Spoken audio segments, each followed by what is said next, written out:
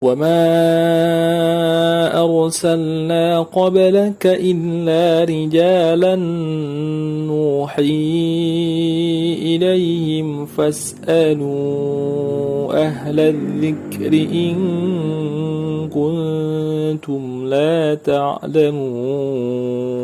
بسم الله الرحمن الرحيم. Assalamualaikum warahmatullahi wabarakatuh. Setelah wafatnya Habil dibunuh Qabil, Ibnu Abbas mengatakan bahwa Nabi Adam alaihissalam dan Ummul Bashar berduka. Duka yang panjang dan mendalam. Duka cita yang panjang karena dirasakan bertahun-tahun lamanya. Mendalam karena kehilangan 3 orang anak sekaligus. Di antaranya seorang yang terbaik, berakhlak mulia, soleh. Habil anak yang tampan dan berbakti. Duka cita mendalam melahirkan syair kesedihan. Demikian Abu Jarir dan Ibnu Humair bersependapat dengan Ibnu Abbas bahwa Nabi Adam alaihissalam menciptakan syair yang mengekspresikan kesedihan tentang kalimat syair itu sudah disampaikan di seri ke-9. Nabi Adam alaihissalam dan Ummul Bashar berdoa tanpa letih kepada Allah Subhanahu wa taala agar diberikan anak seperti Habil, anak yang berbakti, berakhlak baik, soleh, dan senantiasa bertawakal kepada Allah Subhanahu wa taala. Bertahun-tahun mereka berdoa, seraya mencoba menekan kesedihannya. Allah Subhanahu wa taala mengabulkan doa Nabi Adam alaihissalam. Ummul Bashar hamil dan melahirkan seorang anak laki-laki. Ummul Bashar memberinya nama Sid. Siti Hawa menjelaskan, "Aku memberi nama itu karena aku diberi pengganti Habil yang telah dibunuh Qabil." Para ahli kitab menyatakan, saat Sid dilahirkan, Nabi Adam alaihissalam berusia 130 tahun. 5 tahun setelah Qabil membunuh Habil, para ahli kitab menceritakan bahwa Sid lahir tanpa saudara kembar. Mereka juga menjelaskan bahwa Sid adalah hadiah dari Allah Subhanahu wa taala sebagai pengganti Habil. Ibnu Abbas meriwayatkan Sid mempunyai saudara kembar. Hawa melahirkan putra Adam. Sid dan saudara perempuan yang diberi nama Azurah. Dia dipanggil dengan nama Sid yang berarti hadiah dari Allah Subhanahu wa taala. Sebuah nama yang berasal dari Habil. Ketika Hawa melahirkannya, Jibril berkata kepadanya, "Ini adalah pemberian Allah untuk menggantikan Habil." Sid dalam bahasa Arab, Sad dalam bahasa Syria, dan Sid dalam bahasa Ibrani. Dia adalah pewaris Adam. Pada hari Sid dilahirkan, Adam sudah berusia 130 tahun. Kelahiran Sid merubah kesedihan menjadi kebahagiaan. Qabil, Iklimah, dan Habil tak lagi membayangi kehidupan mereka. Meskipun tidak mungkin dilupakan, Sid tumbuh menjadi anak yang sehat dan kuat, berakhlak baik, cerdas, dan soleh. Persis seperti Habil. Terkadang saat memandang Sid, Nabi Adam teringat Habil. Maka dengan sendirinya teringat dengan Qabil.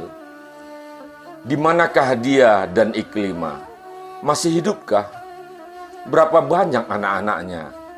Nabi Adam alaihissalam berdoa agar Allah Subhanahu wa taala mengampuni kedua anaknya, terutama Qabil, dan mendoakan agar Allah Subhanahu wa taala membimbing keturunan mereka agar tidak mengikuti langkah-langkah setan. Setelah kelahiran Sid, Nabi Adam alaihissalam dan Ummul Bashar dikaruniai Allah Subhanahu wa taala putra dan putri. Ibnu Jarir dan Ibnu Ishaq meriwayatkan jumlah keseluruhan anak Adam 40 anak dengan 20 kehamilan. Periwayat lain menyebutkan 240 anak dengan 120 kehamilan. Wallahu a'lam bissawab. Kebenaran hakiki adalah yang disampaikan oleh Allah Subhanahu wa taala dalam Quran surah An-Nisa ayat 1. Ya ayyuhan nasu taqu rabbakumul ladzi khalaqakum min nafsin wahidah wa khalaqa minha zawjaha wa bassa minhuma rijalan katsiran wa nisaa'a. Wattaqullaha alladzi tasaaluna bihi wal arham. Innallaha kana 'alaikum raqiba. Artinya, wahai manusia, bertakwalah kepada Tuhanmu yang telah menciptakan kamu dari diri yang satu, Adam. Dan Allah menciptakan pasangannya Hawa dari dirinya. Dan dari keduanya Allah memperkembangbiakkan laki-laki dan perempuan yang banyak. Bertakwalah kepada Allah yang dengan namanya kamu saling meminta. Dan peliharalah hubungan kekeluargaan. Sesungguhnya Allah selalu menjaga dan mengawasimu.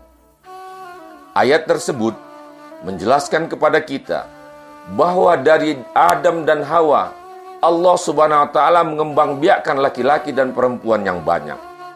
Sahabat kisah yang dimuliakan Allah Subhanahu wa taala, mari kita lanjutkan. Sid tumbuh menjadi laki-laki yang kuat, cerdas, berakhlak baik, gemar berbincang dengan ayahnya tentang bumi yang luas dan Sang Khalik sebagai pencipta seluruh semesta dan isinya.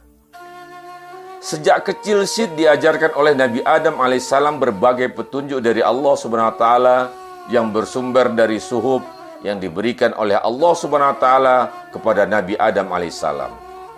Sid mendengarkan dengan penuh minat dan mempelajarinya dengan tekun. Setelah tiba waktunya membentuk keluarganya sendiri, Nabi Adam alaihissalam menikahkan Sid dengan Azurah, saudara perempuannya.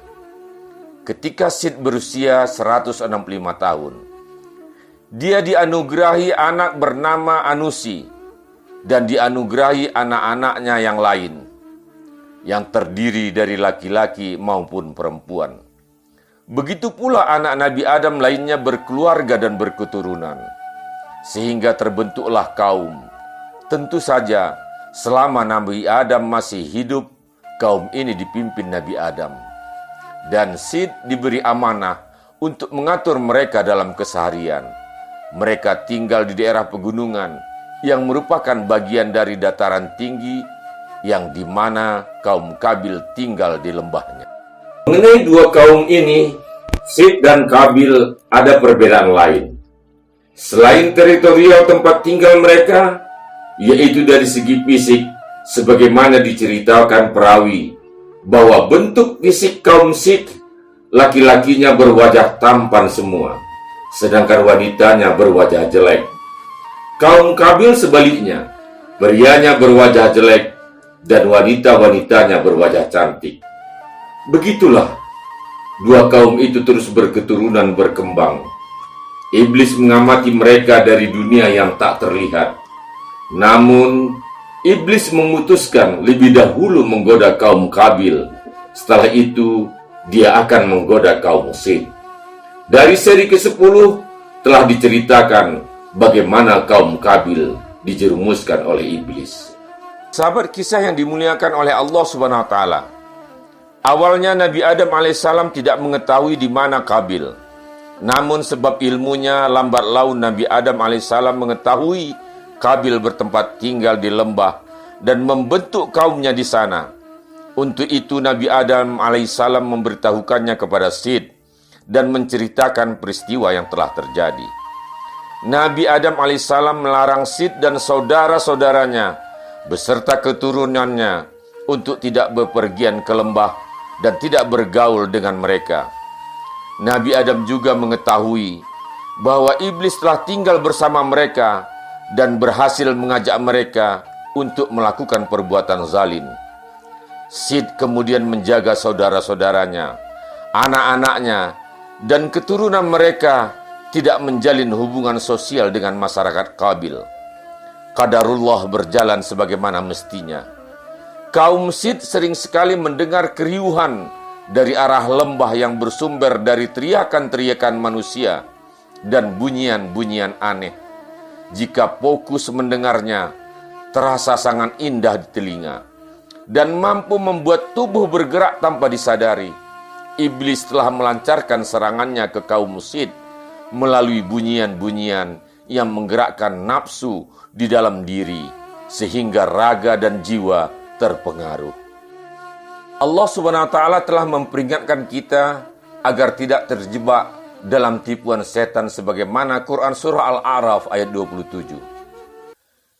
Ya bani Adam la yaftinannakumus syaitanu kama akhraja abawaykum minal jannah yanzi'u anhuma libasahuma liyuriyahuma sawatihima innahu yarakum huwa wa qabiluhu min haitsu la tarawnahum inna ja'alna syayatina awliya'a lilladzina la yu'minun.